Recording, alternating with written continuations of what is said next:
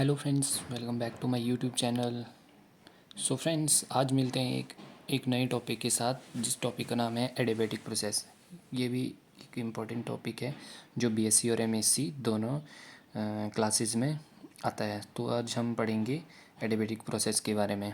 सो आप जानते होंगे कि एडियाबेटिक प्रोसेस क्या होती है, जहाँ पर हमारी क्या बोलते हैं, जो हीट है वो एक्सचेंज नहीं होती है, ठीक है, सराउंडिंग के साथ। So a thermodynamic process in which there is no heat transfer from system to surrounding mean no heat Q is transfer between system and surrounding, ठीक है। सो मतलब एडियाबेटिक प्रोसेस एक ऐसी प्रोसेस हुई जहाँ पर सिस्टम से सराउंडिंग में हीट ट्रांसफ़र नहीं होती है, ठीक है। In this process can be either reversible और irreversible depending on the system condition.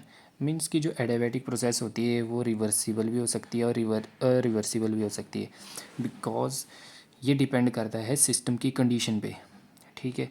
उन कंडीशन को भी जानेंगे कि किस कंडीशन में हमारी रिवर्सिबल होगी और किस कंडीशन में इरिवर्सिबल होगी। तो आइए हम अपना टॉपिक शुरू करते हैं।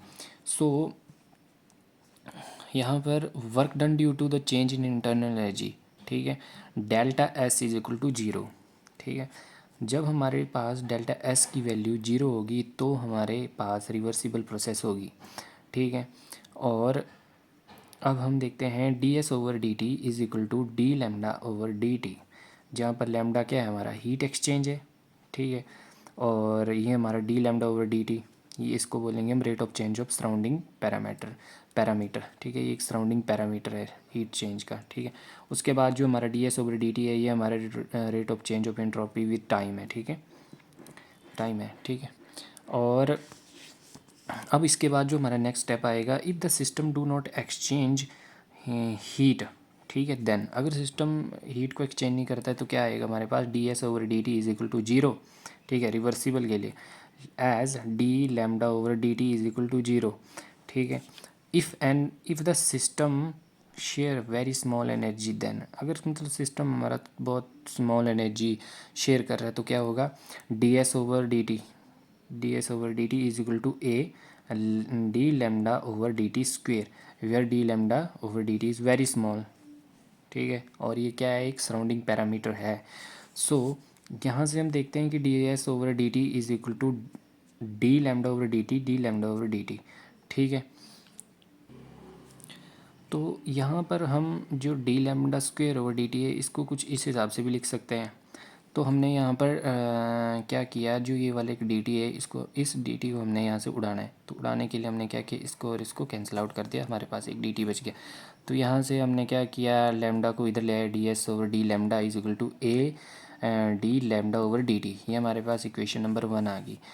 हमें पता है कि जब D S over D lambda zero होगा तो क्या होगा, there should be a reversible process, because हम जानते हैं कि जब पी एंट्रोपी जीरो होगी तो रिवर्सिबल प्रोसेस होगी।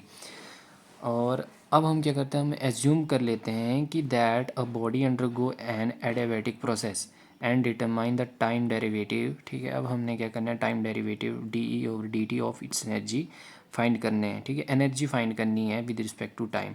सो इट्स एनर्जी भी by the definition of thermodynamic energy, E is equal to E P, ठीक है, क्यू और लेमडा और उसके ऊपर बार, ठीक है, Hamiltonian of the body depending upon lambda as a parameter, ठीक है। अब हमने इसको कुछ हैमिल्टोनियन की फॉर्म में लिख दिया, जो हमारा लेमडा फैक्टर है उसके ऊपर डिपेंड कर रही है। So now the derivative of energy with respect to time, energy के डेरिवेटिव निकालने के लिए हमने इसको टाइम के रिस्पेक्ट में डिफ्रेंशिएट कर दिया। तो करली ई पी क्यू, ठीक है, ये हमारा पोजीशन मोमेंटम, ठीक है, और ये हमारा क्या है, पैरामीटर है। तो इसको हमने डिवाइड कर दिया करली बाई टी से, ठीक है, मीन्स यहाँ डिफ्रेंशिएशन की हमने। तो यहाँ पर हम देखते हैं कि करली बाई ई पी क्यू, ठीक है, और लेमडा, ठीक है, is equal to curly lambda और D lambda over D T.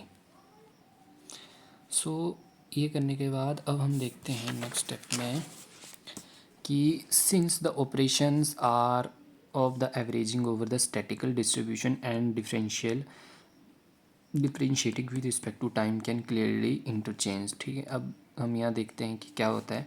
D E over D T is equal to D E. ठीक है, same as it is equation लिखी है, पीछे वाली इक्वेशन जो हमारी थी बस यहाँ पर हमने बार लगा दिया है। ठीक है, यहाँ से हम क्या पाते हैं, D E over D T is equal to D over D lambda S. ठीक है, ये हमारा क्या है, एक हमने मतलब सिस्टम के लिए ले लिया। उसके बाद जो हमारा D lambda over D T है, ये हमारा फंक्शन ऑफ टाइम आ गया। तो यहाँ से हमारे पास इक्वेशन 3 आ गई। So from equation 2 and 3 we get, हम क्या देखते हैं, हमने इनको एक दूसरे को मतलब कंपेयर कर दिया, मतलब इक्विवेलेंट करके हम इनको देखते हैं। तो curly E P Q lambda bar over curly lambda is equal to D E over D S. ठीक है, ये हमारा क्लासिकली होगा। और अगर हम इस चीज़ को क्वांटम में लिखना चाहें तो क्वांटम की इक्वेशन में हम इसको लिखेंगे करली एच, ठीक है, by curly lambda is equal to D E over D E, मतलब curly E over curly lambda और एस, इसको हम लिखेंगे क्वांटमली। ठीक है, क्वांटम की लैंग्वेज में इसको ऐसे लिखा जाता है। So this formula is the formula us to enable us to calculate thermodynamically the mean values of quantities of the form। ठीक है, हमने यहाँ पर क्लासिकल मतलब फॉर्म में लिखना, तो यहाँ पर हमारे पास जो मतलब रिजल्टेंट आएगा वो यही आएगा। ठीक है, सो हमने इस वीडियो में क्या जाना कि जो हमारी एडियाबेटिक प्रोसेस होती है वहाँ पर हमारे पास कोई भी हीट ट्रांसफ़र नहीं होती है। ठीक है, हमारे पास अगर मान low pressure, volume and temperature हैं तो वो चेंज हो जाएंगे, क्योंकि ये जो हमारा एडियाबेटिक प्रोसेस होती है वो टाइम डिपेंडेंट होती है। टाइम डिपेंडेंट मीन कि अगर टाइम चेंज मतलब टेम्परेचर चेंज होगा तो ये भी चेंज हो जाएगी। उसके बाद हमने देखा कि जो हमारी इंटरनल एनर्जी होती है, ठीक है, वो चेंज होती है ड्यू टू वर्क डन। ठीक है, और हमने यहाँ से क्या जाना कि जो हमारा इसका एक एग्ज़ाम्पल होगा, मैंने एग्ज़ाम्पल नहीं बताया आपको, जैसे कि हमारी एक बाईसाइकिल होती है। ठीक है, जो बाईसाइकिल का पंप होता है बेसिकली, तो जब हम मतलब साइकिल के टायर में हवा भरते हैं तो कुछ देर बाद मतलब वो पंप गर्म हो जाता है। गर्म होने का कारण यही है कि जो हीट है वो बाहर नहीं आ पाती है, वो सिस्टम के अंदर ही रहती है। ठीक है, तो ये एक एग्जांपल हो गया। और एक जगह डीजल डीजल इंजन का इंजन होता है, उसका जो कंप्रेशन होता है, ठीक है, उसमें भी जो हीट है वो बाहर नहीं आती है। सो ये आप दो एग्जांपल मतलब अपने एग्ज़ाम में लिख सकते हैं क्वेश्चन को थोड़ा बड़ा करने के लिए। और अगर आपको क्वेश्चन आता है ये तो आपने हूबहू इस हिसाब से करना है जिससे आपको फुल मार्क्स मिल जाएं। सो फ्रेंड्स, मिलते हैं नेक्स्ट वीडियो में, तब तक के लिए बाय बाय।